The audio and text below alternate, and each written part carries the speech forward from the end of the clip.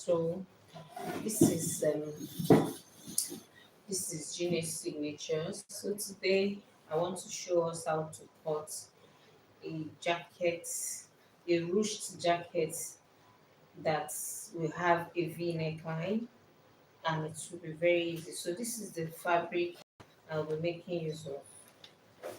So this is what is left over from my clients. So you can make use of 2 yards, you can make use of 3 yards, depending on the length and depending on how big or how bulbous you want it to be. So I'm going to fold my fabric because I'll be cutting both the front and the back at the same time. So I'll be making use of this old fabric because I want a situation whereby if my client does wants to wear it like a gown without ruching the side, you can wear it. And if she wants to ruche it, you can ruche it as well. And then it will serve like a two-in-one purpose. I believe you understand what I'm saying. So I'm going to fold this into two. I'll fold it into two and then fold again into four. So this is not going to be having any zipper.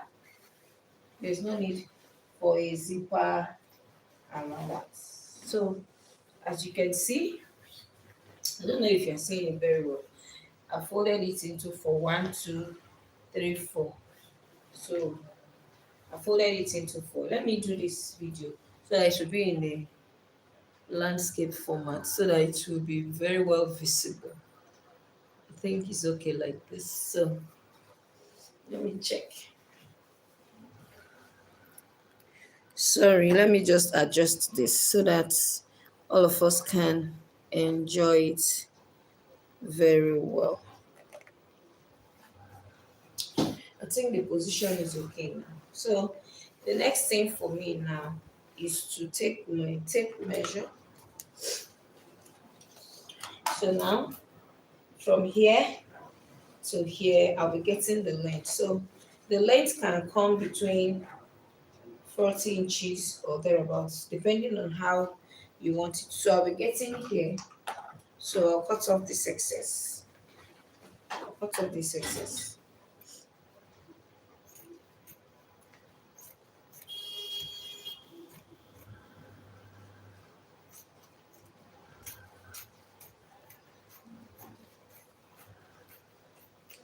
So I'll cut off this excess.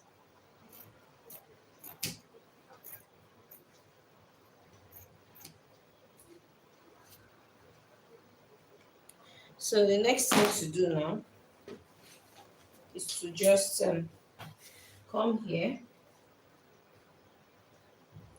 So you come here. I believe you are seeing it. What did they say? Differentiation is back, vice back. Okay. I don't know what it was telling me, so I had to turn it back again. So now this is where we are going to be inputting all our measurements. So let me raise my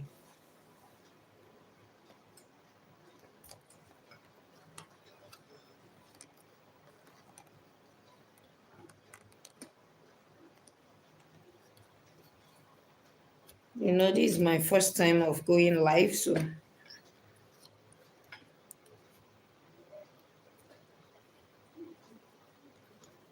just want every one of us to be able to see it as much as possible. So yeah, so now having gotten the length, the next thing to do now, make sure that this place is properly aligned on the shoulder. Make sure it's properly aligned. So the next thing to do now is to get our neck width. So for the neck width of this tutorial, I'll be making use of 4 inches. You can use 4 inches. And then the shoulder is supposed to be 16, which is about 8 inches. This is the normal shoulder. And then I'll be extending the sleeve. So I'll be making use of this. So what I have here is about 14, which is perfect for me.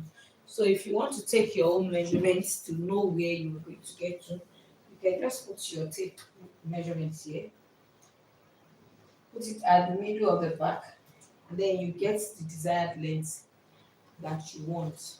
But if you didn't have that, your you can divide your shoulder into two, and then you add the sleeve length. So I believe you understand what I'm trying to say. So now the next thing now to do is to get the depth for the back. So for the back neck depth, I'm making use of 1 inch. I didn't come inside with my pattern master. So this is for the back. And then for the front neck depth, it's going to be a V neckline. I'll be coming down by 8 inches. So I'll just place it like this and then do it like this. So this is for the front and this is for the back. So now I'm going to be shifting this like this so that you see it very well. So now I'll come here and then I'll be sloping the shoulders. So I'll slope the shoulder by 1.5 inches and then connect to the neckline here. So just use your free hand. If you have your pattern master, you can as well use that. And then for the sleeve opening, you come down here. I'll be marking about between 10 to 12 inches, depending on what you want. So I'm marking 12 inches here. So now, if you want it to be very, very bulbous, as in you want it very big, you just come here, just give out a curve here and then take it down. But if you want it to have a little bit of shape, you don't want it to be too big. You want it to have like something, I don't know how to call it. You just want it tapered. You don't want it to be too big, bulbous. You just want it normal. Like when you wear it to have fitting. All you need to do is to divide your hip measurement by 4. Whatever you have of your hip measurement, you can add between 3 to 4 inches, and you're okay with that. So that is basically what I'll be doing here. So the biggest part of the body is the hip measurement. So that's why I'm making use of the hip measurement. So my client's hip is 44 divided by 4. That should give me 11 inches. I'll be marking it on the chest line and take it all the way down. So after marking 11 inches, then I'll add 4 extra inches to that just for his and then for sewing along. So this is where the mark has gotten to. So I'll just extend it straight like this. So whatever I have here, that will be like 15 inches. That is what I'm going to take to the length of the gown. So I'll come here and then I'll mark 15 inches. So just do well to mark the 15 inches so that you have a straight line. So if you're enjoying the tutorial so far, I think you can see that there are 2 people that are watching this with me. Please kindly leave beautiful comments. This is my first time. I just say let me try doing live. Not that I can't do it, it's just that most times we are very, very busy. So when you get here, let's mark the 5 inches as well. So when you get here, all you need to do is to just simply give it a bit of a curve and then you connect to the armhole like this. Just give it a small curve. Let me adjust it so that you see it. So you can see, just adjust it and curve it in like this. So the next thing for me to do now is to go ahead and cut it out. So I'll be cutting the back first. So please kindly take notes. Cut out the back. I've already sewn the trouser for this. If I'd known I was going to do a live, I would have left it to do it. But don't worry, subsequently I'll be doing live on how to cut a palazzo trouser. Very, very easy. So just go ahead and then cut out what you have here.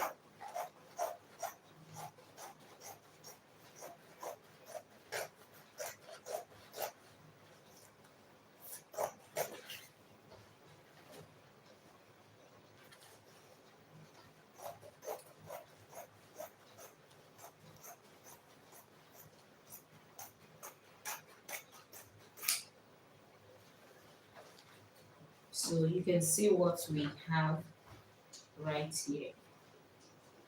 So if you want to reduce here, like the sleeve is too long, you can reduce it. But if you want to leave it like that, you can as well leave it. So there's no love lost. So now I'm going to be separating the front from the back so that I'll be able to cut out the neckline for the front. Remember, the neckline for the front is a V. So I'll go ahead and cut out the neckline for the front. So this is what we have. So this one slipped when I was cutting it. So now let me open it up so that you can see what we have. So now this is what we have. So you can see this is a V shaped neckline. So you can see it. So I'll be using a facing to turn this neckline, and then I'll cut out a facing for this back as well. Cut out a facing. Let me show you how to cut out a facing.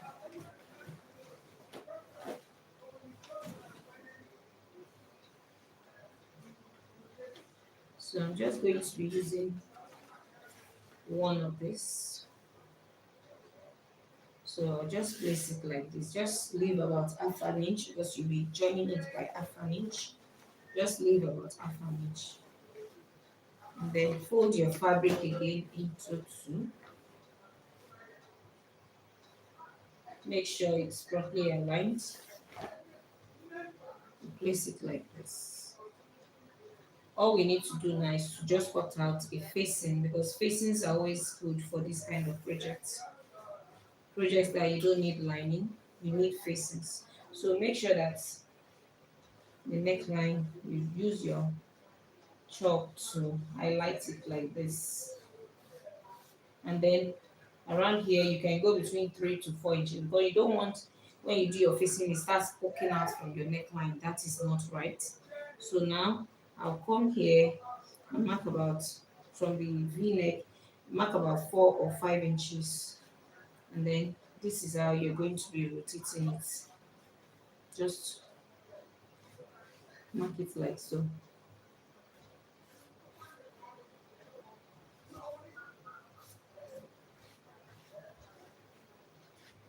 And then you cut it out. So this is going to be used for the facing for the front neckline. After cutting this out, you go ahead and slit open here. So we're going to be using this to cut out for the back. So let me show you how it's going to be looking by the time we are finished sewing. So this is what we have that we cut out. So when you are finished sewing it, of course you're going to be turning it. So you see, it's going to be aligning properly like this. But this is going to be on the reverse side. So when you want to place it, if you want to sew it, you place it like this, right sides facing each other. Right sides facing each other like this. You sew,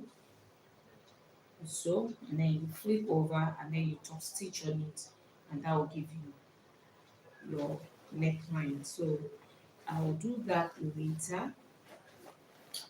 So now let me cut out the facing for the back. So for the back facing, we're going to be doing the same thing. I only need one for this, so I'll just place it on fold. Just place it on fold.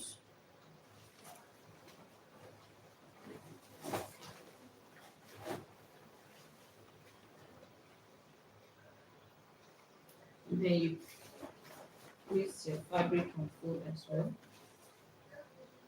Just make sure you align the necklines properly. Just place it on fold like so.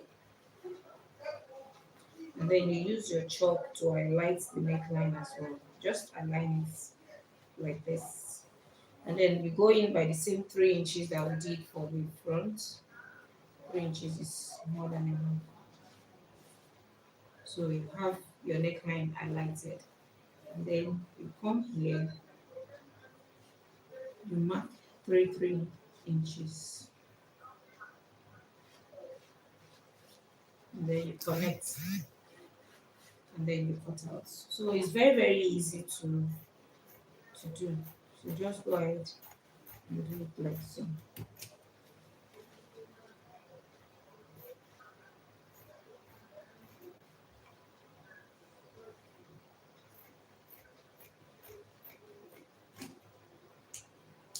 So now this is what we have. This is for the back now. So you can see the neckline. So if you don't want your neckline to be wide, you can go for 3 inches. 3 inches should be okay for your neckline. So now place it like this. If you want to sew it, you place like this. You sew it like this. You flip it over and then you top stitch.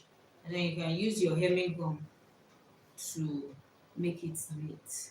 So after you must have done all these necklines, let me just explain how you're going to be sewing it, because I may not be able to show you when I'm sewing it on the sewing machine. But if you want me to show you how it's done on the sewing machine, just tell me, leave a comment, and I will go and try as much as possible to show you how it's done. So now the next, let me just quickly explain how, because this is a very beginner friendly tutorial that I'm showing you how to cut it live. This style is trendy and it's beginner friendly. So all you need to do is to just go ahead and then sew. Let me show you. After you must have done the facings, all you need to do is to just take the front and then the back. After you must have done the facings, after you must have done the facings, turn the facings first. I beg your pardon, please. When you are finished turning the facings, I just want to show you the next step to do. So you take your fabric, right sides facing each other like this. You place the shoulders. Please, after you must have turned the facing. Then you place them on each other like this. And then you're going to be running half an inch on the shoulders. Run half inch on the shoulders to join the shoulder parts. So after you must have joined the shoulder parts, the next thing to do is to come here and then fold your sleeve, that is the round sleeve. You fold it by 1 inch, or depending on the inches you want to fold it. Just fold it in on both sides, and then after that, you go ahead and run your stitch on the side by 1 inch. Run it by 1 inch on both sides. Just run it 1 inch respectively. After you must have done that, then the ruched effect is where the work is. It's very, very easy. So that's why you need to have this kind of pieces handy, because this is what you're going to be using to create the rope that will create that ruched effect. You understand? So all you need to simply do is that when you have closed out on the sides, when you have closed your 1 inch on the sides, then you're going to come back and then you're going to be determining the distance you want your ruche to get to, how high or how low you want it to be. So for in this instance, I will make sure that I folded the M first. After folding the M, then that my allowance, let's assume that my allowance is 1 inch like this. Like after sewing it, you have it, you see it open like this. You know, when you sew clothes, you see the allowance inside. So it's that allowance I'm going to be using to create my ruched effects. That's the allowance I'm going to be using to create the ruche um, space that I'm going to be using to pass the rope that will create the ruched effects. So like for example, I will come to the sides of the gown, then I may go up by about, let me see, I may go up depending on how rich you want it to be. Like I said, this is entirely dependent on your choice. So like me now, I may say I want to decide, I may go up by 16 inches on both sides. So 16 inches would be more than enough, because I don't want it running up onto my armpit. So I'll leave 16 inches. So that allowance that you left, just all you need to do is to fold it half an inch and then fold it half an inch like this. And then you're going to be sewing a line on both sides. So after sewing it, then you go ahead and create the rope that you're going to be using. Let me show you how you're going to be doing that. So like this distance is okay. So all you need to do is to cut out by about 1.5 inches, or you can cut out 2 inches. 2 inches. I mean,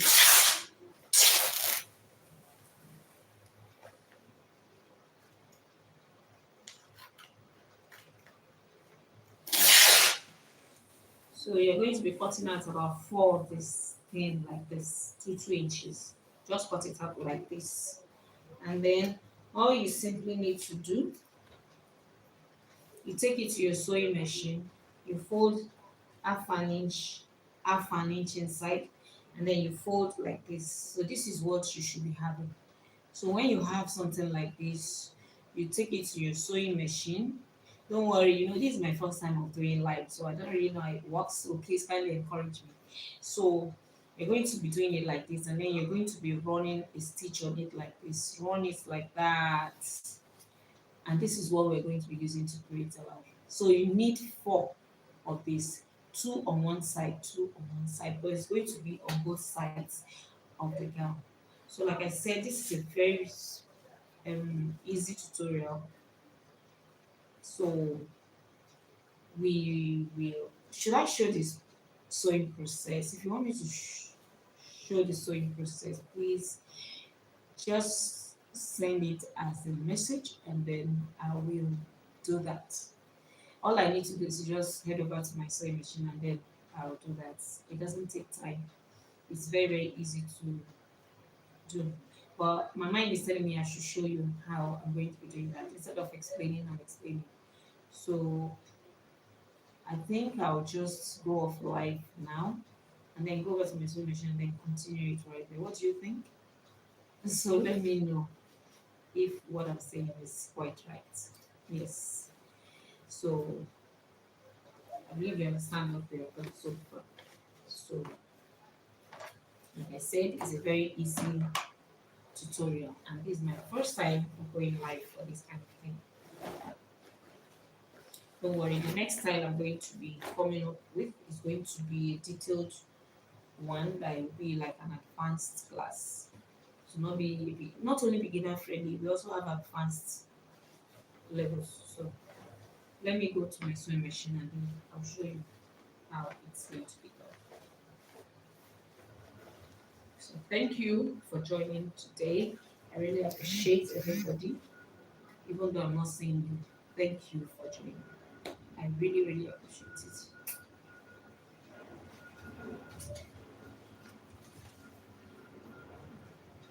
So I want to go over to my uh,